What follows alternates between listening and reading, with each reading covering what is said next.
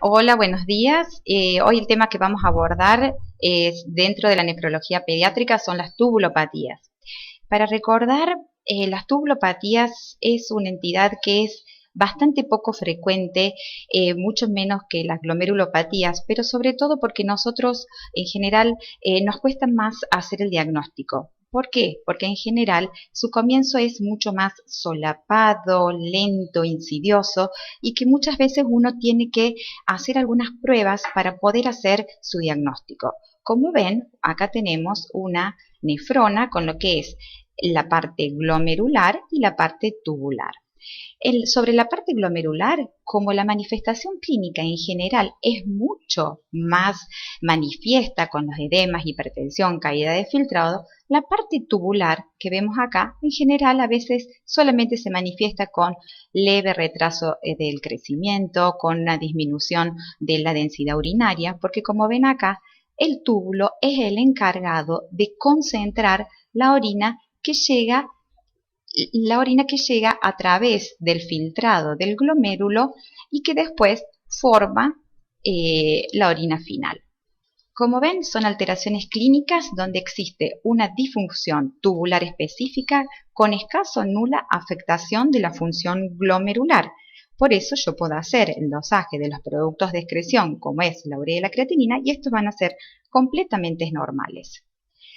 Su clasificación puede ser simples, complejas, primarias o secundarias. A esto de simples y complejas ya después lo vamos a referir, es de acuerdo si alguna o varias de las funciones tubulares son afectadas. Y primarias o secundarias, como su nombre lo indica, es si es secundaria a alguna patología de base, en general son las más frecuentes, comienzan a cualquier edad, están siempre relacionadas con una enfermedad sistémica que nos da el índice de que el túbulo puede estar afectado, por eso a veces el diagnóstico es más temprano, y son enfermedades adquiridas. En cambio, en las primarias, generalmente los síntomas son más precoces y pueden ser hereditarias o congénitas.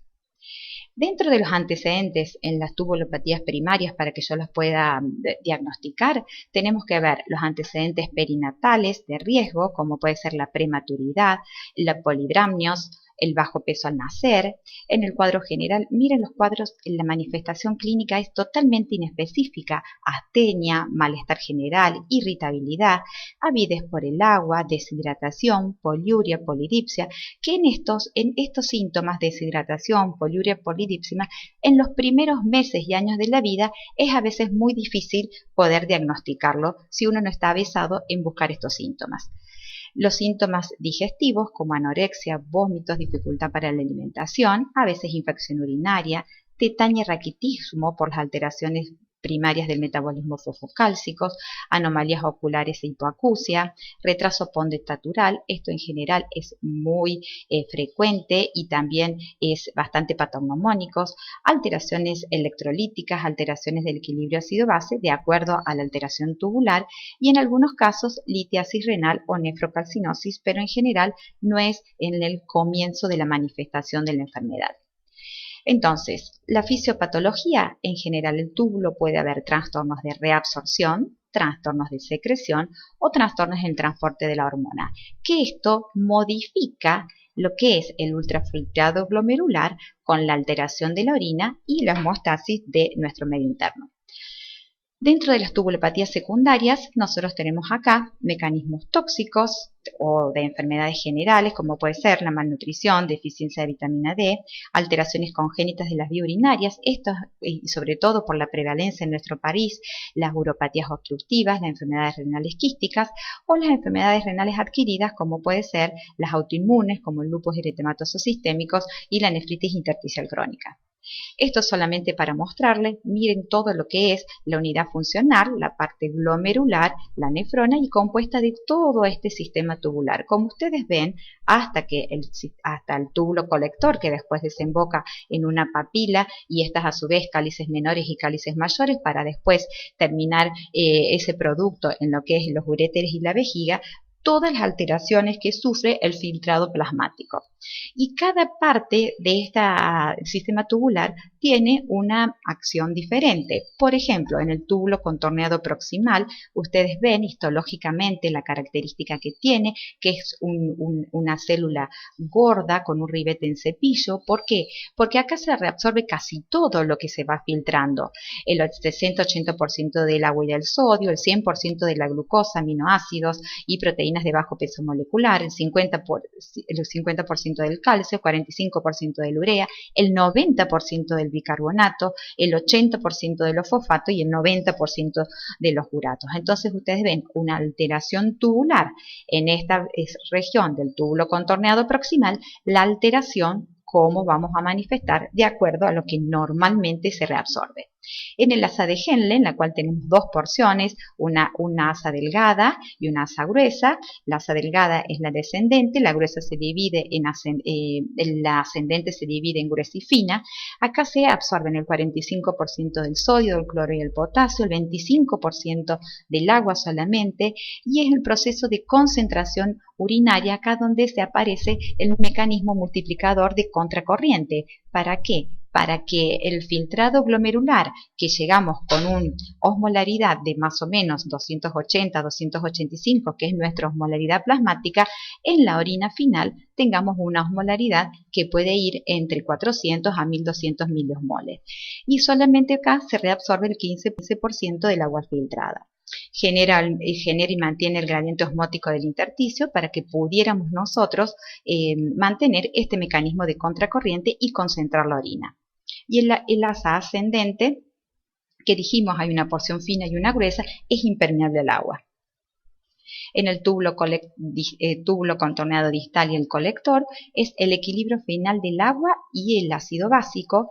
Aquí actúan en este túbulo la acción de las aldosteronas, y acá hay dos tipos de células que son las células principales y las células intercaladas, donde también interviene en este lugar lo que es a través de la hidratación del paciente el mecanismo de la acción de la hormona antidiurética, la cual ante hipovolemia se permeabiliza el agua y así puede haber mayor reabsorción del mismo de acuerdo a lo que nosotros estemos necesitando. Y en el conducto colector medular, el colector se divide a su vez en medular y cortical, es donde se determina la excreción urinaria final del agua y los solutos. ¿Cómo nosotros lo clasificamos? De acuerdo, defecto en el transporte de proteínas, como es la proteinuria tubular, defecto en el transporte de glucosa, la glucosuria renal hereditaria, o trastornos en el transporte de los aminoácidos, como puede ser cistinuria, aminoacidurias dicarboxílica y la histidinuria.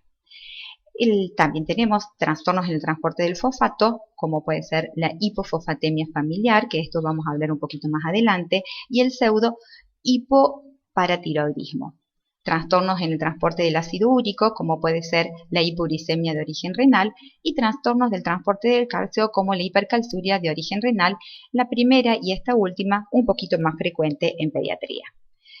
Trastornos múltiples del túbulo contorneado proximal, este es el síndrome de Fanconi, ya lo vamos a ver con más detalle, como primario y secundario. Transporte de la función reguladora de equilibrio ácido-base, esta también me va a interesar mucho que ustedes la aprendamos bien y podamos hacer el diagnóstico diferencial, lo que son las acidosis tubular renal tipo 1 y tipo 2. Y trastornos en el transporte tubular del agua, como es la diabetes insípida nefrogénica. Y acá solamente trastornos en el transporte de sodio, potasio y magnesio, como es el pseudohipoaldosteronismo tipo 1 y tipo 2, el síndrome de Gilterman, que en general son entidades poco frecuentes, es una alteración del túbulo distal, en la cual en el síndrome de Gilterman tenemos una hipomagnesemia e hipocalciuria con retraso en el crecimiento, tetania, trastornos electrocardiográficos y generalmente es más frecuente en el adolescente. El síndrome de Lidle es una alteración autosómica dominante donde hay una supresión del eje renina-aldosterona con incremento de la actividad del canal del sodio, dando hipertensión arterial, hipocalemia y alcalosis metabólica. Este simplemente lo nombro para que lo tengamos en cuenta ante la presencia de un paciente adolescente hipertenso con hipocalemia y alcalosis metabólica. Dentro de las tubulopatías proximales Las más frecuentes que tenemos en pediatría, que vamos a detallar algunas, es el raquitismo familiar congénito, la glucosuria renal, la hiperaminoaciduria, la hiperuricemia renal congénita, raquitismo vitamina D dependiente, acidosis tubular renal proximal, que es la tipo 2, que esta vamos a hablar, ya dijimos antes, alteraciones del equilibrio ácido-base, disfunción tubular múltiple o síndrome de Fanconi y la cistinosis. Como dijimos al principio, el raquitismo familiar hipofosfatémico es generalmente una diabetes fosfatásica. Generalmente es otro el nombre que tiene, es ligado al cromosoma X, por eso son los varones los que son enfermos, las mujeres pueden ser portadoras, pero en general el varón es el que tiene mayor sintomatología. Generalmente el diagnóstico es por una reducción de la reabsorción tubular del fosfato con normocalcemia y niveles normales de PTH. Las características clínicas son retraso del crecimiento, deformidades óseas, pero que estas en general las comenzamos a ver después de los 2 años de vida cuando el niño empieza a deambular. Hasta ese momento, en general, las alteraciones óseas no se manifiestan. Tenemos lesiones radiológicas de raquitismo y en general lo más patognomónico es la hipofosfatemia. Esta es una alteración en el gen PEX que codifica para una endopeptidasa y esto resulta el defecto de la degradación de la hormona polipeptídica fosfatatonina, reguladora del metabolismo fosfocálcico. Y en general el tratamiento es, cuando más precoz sea el diagnóstico, mejor va a ser la evolución para evitar las deformidades óseas, y es el tratamiento bioral de los fosfatos y de calcitriol durante sobre todo las etapas de crecimiento, porque una vez que el hueso ya está soldado no se puede hacer absolutamente nada con la deformidad, sino tratamientos ortopédicos. Esta es la glucosuria renal, en general es una entidad benigna, es la excreción persistente de glucosa con niveles normales de glucemia, es una entidad que es una cada 500 nacimientos y hay 2 tipos, A y B, en la cual hay una disminución de la reabsorción de la glucosa o una poca alteración en la reabsorción de la glucosa es la tipo B. En general, lo único que es muy buena la evolución, lo único que hay que tener en cuenta es no hacer periodos prolongados de ayuno y solo tener un poquito más cuidados en la mujer embarazada. La cistinosis, esta es una patología en la cual hay aumento intracelular de la cistina, porque disminuye su solubilidad, es una tubulopatía proximal y compleja. En la manifestación clínica puede tener poliuria, fiebre, deshidratación, retraso pondoestatural, raquitismo, retinopatía, hepatoesplenomegalia, hipotiroidismo. Todo esto, ya sea la retinopatía, el hepatoespleno, el hipotiroidismo, por los depósitos de los cristales de cistina en los diferentes órganos. Y aquí, como vemos, en las diferentes edades, en los primeros meses de vida solamente podemos encontrar la aminoaciduria, pero algunas veces para que yo pueda ver la aminoaciduria tengo que hacer un proteinograma por electroforesis sospechando esta entidad clínica, y a medida que van pasando los meses vamos a encontrar la manifestación completa del síndrome de Fanconi. Primero la aminoaciduria, después la glucosuria, fosfaturia y la pérdida renal del bicarbonato. Esto solamente para ejemplificar, generalmente son niños rubios y tienen una franca deformidad ósea, como vemos aquí, y también vemos los cristales de cistina a nivel de la córnea. Las tubulopatías de Lassa de Henle, seguramente han sentido nombrar, pero son bastante infrecuentes, por suerte, porque son entidades realmente de muy difícil manejo y que hay una gran alteración en el metabolismo fosfocálcico y en el crecimiento de estos pacientes, el síndrome de Bartel, síndrome de Schiltmann y la hipomagnesemia familiar con hipercalciuria y nefrocalcinosis. Esta en general, la evolución es mejor. Acá tenemos el síndrome de Bartter, ven acá un niño de los 2 de la misma edad, el retraso pondoestatural que tiene este paciente, generalmente es una alteración autosómica recesiva con alteración de la reabsorción de los cloruro de sodio, de la reabsorción del cloruro de sodio en el Lassa de Henle. Generalmente cursan con alcalosis metabólica, disminución del cloro, del potasio y hay aumento del renina-aldosterona. Se produce un hiperaldosteronismo compensatorio, el paciente en general son normotenso y lo que cruza casi siempre es con anorexia, deshidratación y desnutrición. Dentro de las tubulopatías distales, como habíamos hablado antes, el síndrome de Lidle o pseudo hiperaldosteronismo, acidosis tubular renal distal tipo 1, acidosis tubular renal hiperpotasémica, que es la tipo 4, pseudohipoaldosteronismo tipo 1 y defectos en la reabsorción del agua, que es la diabetes insípida nefrogénica. El síndrome de Fanconi en general se lo podemos dividir en primario y secundario, como dijimos al comienzo, y es en general una patología grave porque hay una disfunción múltiple del túbulo proximal con trastorno en la reabsorción de glucosa, aminoácidos, fosfato, bicarbonato, ácido úrico, sodio, potasio y proteínas tubulares. Entonces, ustedes ven, como vimos al comienzo, todo lo que se reabsorbe en el túbulo contorneado proximal, cuando el síndrome de Fanconi se manifiesta, todo esto aparece por la orina y es la consecuencia que tiene en el desarrollo del crecimiento de este paciente.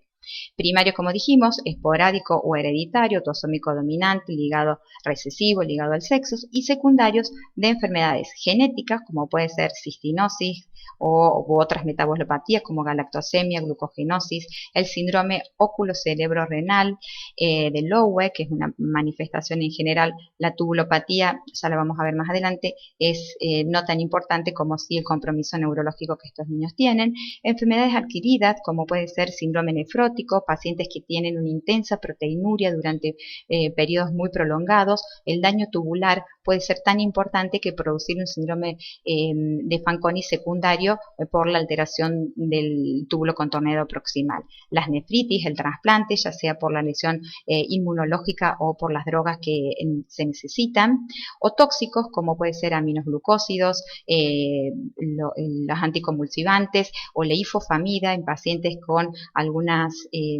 alteraciones oncológicas. Es muy importante tener en cuenta porque esta es una consecuencia que agrava la enfermedad de base. Las manifestaciones que tenemos desde la clínica, ustedes ven cómo coinciden casi todos: retraso en el crecimiento, raquitismo, poliuria, fiebre y deshidratación. Esta tríada, poliuria, fiebre y deshidratación, en general se manifiesta en casi todas las tubulopatías. En el laboratorio tenemos hipofosfatemia, una fosfatasa alcalina aumentada, acidosis hiperclorémica, hipokaliemia, hiponatremia, como dijimos, porque se pierde todo a nivel del túbulo contorneado proximal, y en la orina tenemos la glucosuria, hiperaminoaciduria, proteinuria tubular, hiperfosfaturia, hiperuricosuria y un pH alcalino. El tratamiento del síndrome de Fanconi son reponer todas las pérdidas, sales de fosfato, de la 1,25-dihidroxicalciferol, bicarbonato de sodio. En general necesitan bicarbonatos, cifras y cantidades de bicarbonato muy altas porque tienen una gran pérdida a nivel del túbulo contorneado proximal. Reponer también con citratos, sales de potasios, tiacidas, y si hay una enfermedad de base, tratarla. Ustedes ven lo que yo dije tan rápidamente acá. En un lactante, en un niño menor, tener que tomar toda esta medicación, porque es todo lo que va perdiendo, no es fácil para que puedan a lo largo de toda su vida cumplir este tratamiento.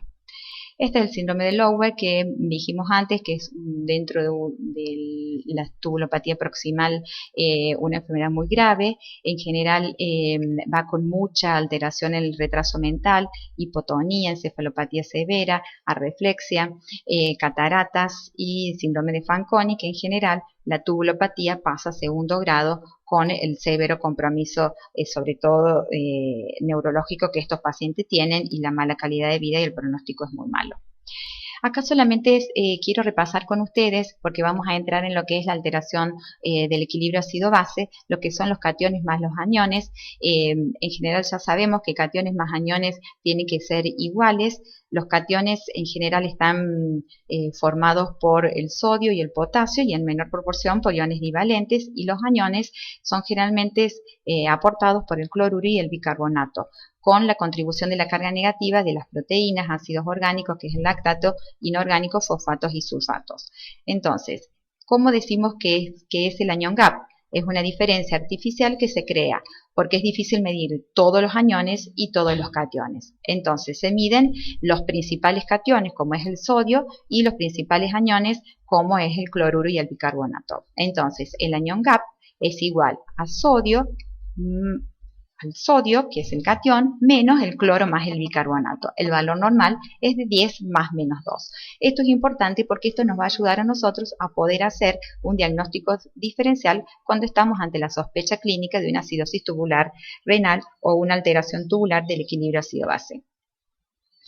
En general, la tipo 1, nosotros el defecto primario es que es la distal, cuando hay alteración del acidificación distal de la orina. Generalmente el plasma, podemos tener el bicarbonato en el plasma, puede ser variable, pero generalmente es menor de 10, y el pH de orina es un pH alcalino mayor de 5.3. ¿Por qué? Porque tenemos alteración en la acidificación distal, en el túbulo distal. Y en el potasio en el plasma en general está disminuido, pero hay formas en las cual puede haber hiperpotasemia, y esto en gran medida se corrige con el tratamiento alcalino. La tipo 2, en general hay una reducción en la reabsorción proximal del bicarbonato, pero como la acidez titulable y la capacidad de acidificación distal se mantiene, en general el pH de orina puede ser variable, puede ser superior a 5.3, pero en general es ácido, pero puede ser mayor de 5.3 cuando el umbral se supera el umbral de reabsorción del bicarbonato, y entonces por eso puede ser que no pueda ser tan ácido. En general, el plasma es entre 10 y 20 miliequivalentes por litro, el bicarbonato, y el potasio generalmente está reducido y está agravado por la bicarbonaturia inducida por el tratamiento alcalino. Y la tipo 4, hay una disminución en la secreción de la aldosterona. En general el bicarbonato del plasma es mayor a 17, en general el pH de orina es inferior a 5.3 y el potasio en el plasma generalmente está aumentado. Acá tenemos la acidosis tubular renal, la proximal, es el defecto en la reabsorción con más detalle, el otro es un cuadro comparativo nada más, de reabsorber el bicarbonato. En general hacemos el diagnóstico porque la fracción excretada del bicarbonato es mayor del 15%. Como dijimos, puede ser primaria o secundaria, como todas las patologías tubulares proximales. La clínica, otra vez, retraso en el crecimiento, puede estar asociado con malformaciones oculares. En el laboratorio siempre hay acidosis metabólica, siempre hay hipercloremia. El potasio, como vimos, puede estar normal o disminuido, y el hiato aniónico urinario es negativo. ¿Qué significa? Que la suma de potasio y sodio es menor que el cloro en orina. Por eso el hiato aniónico urinario es negativo. Y la acidificación distal y la acidez titulable son normales.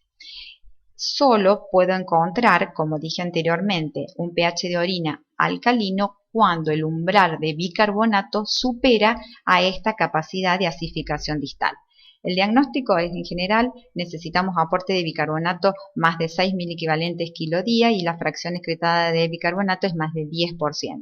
Cuando hacemos la diferencia en orina y plasma de la concentración de la CO2, en general es mayor de 20 milímetros de mercurio. Y como dije antes, esto es muy importante y es fácil de hacer, dosamos sodio, potasio y cloro, y la suma de sodio y potasio en general es más baja que la del cloro. Por eso decimos que el hiato urinario es negativo. Hiato aniónico urinario negativo. Quiere decir que el cloro es mayor que el sodio y el potasio. La acidosis tubular renal distal en general tiene un comienzo precoz, también lo mismo, miren, deshidratación, retraso ponderal, y solo en esta agregamos nefrocalcinosis, que es una diferencia con la acidosis tubular proximal que no la tiene. En el laboratorio vamos a encontrar acidosis metabólica, hipercloremia, hipokaliemia, hiponatremia, deterioro progresivo del filtrado glomerular, pero esto no es en los estadios tempranos, y esto va generalmente, ¿por qué se produce? Porque la hipercalciuria y la hipocitraturia predisponen no solo a la litiasis, sino también a la nefrocalcinosis, y esa nefrocalcinosis es lo que agrava el filtrado glomerular. Aquí para el diagnóstico tenemos el hiato aniónico urinario es positivo. ¿Qué significa? Sodio más potasio es mayor, esta suma, que el dosaje de cloro en la orina. pH urinario es alcalino. ¿Por qué? Por lo que dijimos antes, se pierde la capacidad de acidificación distal. Y si yo hago la concentración en orina y en plasma de la CO2 es menor de 20 milímetros de mercurio. En general las complicaciones, como dijimos, hipercalciuria, la hiposhidraturia, todo eso predispone a la formación de los cálculos y acá ecográficamente vemos un riñón mucho más ecogénico por la nefrocalcinosis. El objetivo del tratamiento. En general, casi todos, el objetivo final es mejorar, disminuir las alteraciones esqueléticas y mejorar el desarrollo pontoestructural de estos pacientes. En la tipo 1, nosotros, que es la distal, generalmente el aporte de bicarbonato no es más de 1 a 3 miliequivalentes por kilo. Hay que disminuir la hipercalciuria, evitar la nefrocalcinosis, que es lo que nos puede llevar al compromiso renal crónico, y optimizar el crecimiento. Siempre optimizar el crecimiento en pediatría, como ustedes como pediatra, es para nosotros uno de los objetivos finales más importantes. Y en la tipo 2, el aporte de bicarbonato, en general, miren la diferencia de 10 a 20 miliequivalentes por kilo para poder sacar a este paciente de la acidosis. A veces se puede intentar con hidroclorotiacidas, pero muchas veces el tratamiento con diurético en pediatría predispone a otros efectos adversos, como es la hipocalemia, la hiponatremia, que pueden agravar más esta enfermedad. Tratar la enfermedad de causal, si hay una enfermedad de base, si es secundaria, y por supuesto optimizar el crecimiento. Y acá solamente quiero compartir con ustedes cómo hacemos nosotros entre un paciente con una acidemia de origen tubular renal, cómo sería nuestro algoritmo de estudio. Tenemos acidosis. Acidosis, ¿qué significa? pH menor de 7,35. Veo la concentración de la CO2. Tengo una concentración menor de 40, quiere decir que estamos en una presencia de acidosis metabólica. Si la CO2 es mayor de 40, tenemos acidosis respiratoria, la causa será otra y no renal. Entonces, vamos con esta.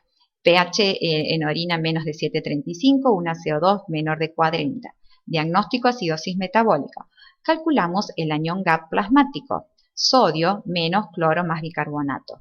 El anión GAP es normal, entre 8 y 16. Vamos a lo que es plasmático, vamos a calcular el anión GAP urinario, sodio más potasio menos cloro. Si este anión GAP urinario es negativo, como dijimos antes, o sea que el cloro es mayor que la suma del sodio y el potasio, tenemos las posibilidades diagnósticas serían pérdida digestiva del bicarbonato o acidosis tubular proximal si persiste la capacidad de acidificar la orina, el pH menor de 5,5. ¿Estamos?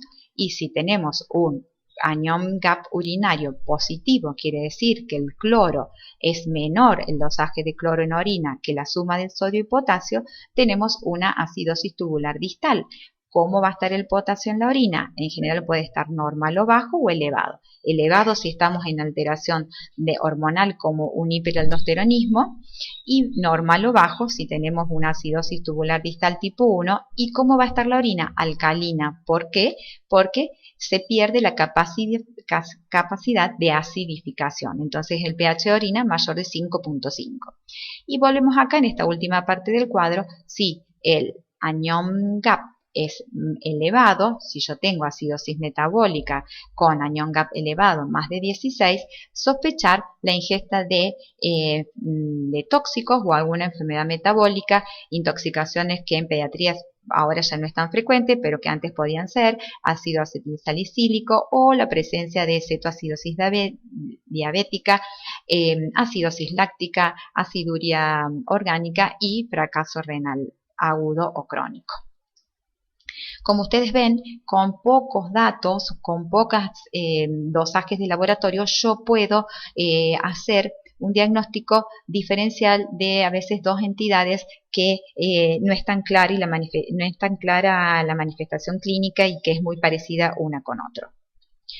Y solamente quería decir que en las tubulopatías, como dije antes, es una patología, si bien es un poco, en pediatría no está tan diagnosticada, pero hay que buscarlas porque la manifestación clínica es totalmente inespecífica y es muy similar una con otra, pero a veces teniendo en cuenta sutiles cambios del laboratorio y desde la clínica y desde los antecedentes, uno puede llegar a su diagnóstico.